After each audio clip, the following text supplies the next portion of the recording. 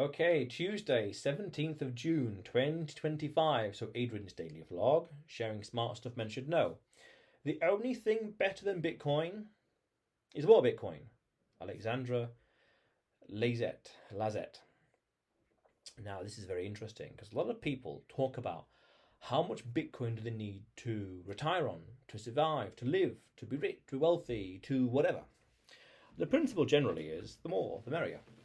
Because you could apply the same logic to time, to money, to health. What's better than having money? Oh, having more money.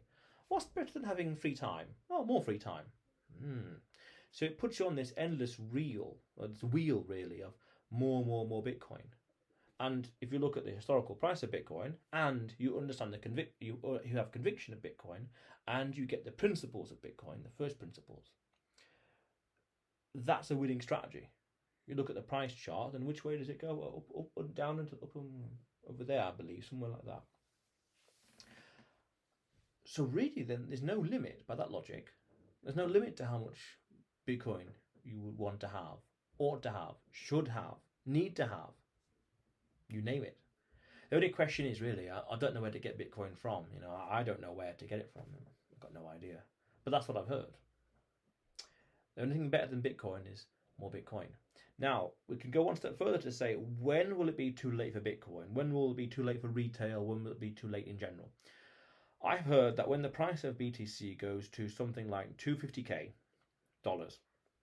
300, 400, and it's the equivalent price of a small or large family home, which I estimate to say $300,000, $400,000. The higher the higher the better. A lot of people then would understand and be more clued into what this is, in theory, retail. However, we could also argue that that's when it will be too late, because then most people will be priced out of getting one Bitcoin. Fair enough. However, we can go one step further. Saylor talks about how the gold rush of Bitcoin will end on this January 2nd, 9th, I can't remember, 2035, when 99% of Bitcoin will be mined. Meaning after that, the final 1% will be mined over the next 105, 110 or so years. Fair enough. So that means the vast majority of Bitcoin will exist over the next 10 years. Then you could say, if you're going to put a date on it, when is it too late to buy Bitcoin? You could say, that is the date. January something 2035. Before then, it's early days. And the price in $100,000 is nothing, is peanuts compared to what it could be, the total addressable market, the infrastructure, the awareness, understanding, the adoption, where it could go in the future. This positive feedback loop, this flywheel of aligned incentive. But then also take another step back. I heard that, and this is evident in the charts, there's never a bad time to buy Bitcoin. Depending on your time horizon, 3-4 years plus, the better. Well, 3 or 4 years at minimum, the longer the better. Imagine hodling for 10 years. What's the price going to be in 10 years? And what was the price 10 years ago, for example? So really then, the only thing better than Bitcoin is more Bitcoin. Because you have the confidence and conviction. You're willing to hold on for the long term. You know what the positive feedback loop is and the aligned incentives. You understand that before 2035, when 99% of them will be mined, before then it's a rush. After that, I know the market will have matured by then.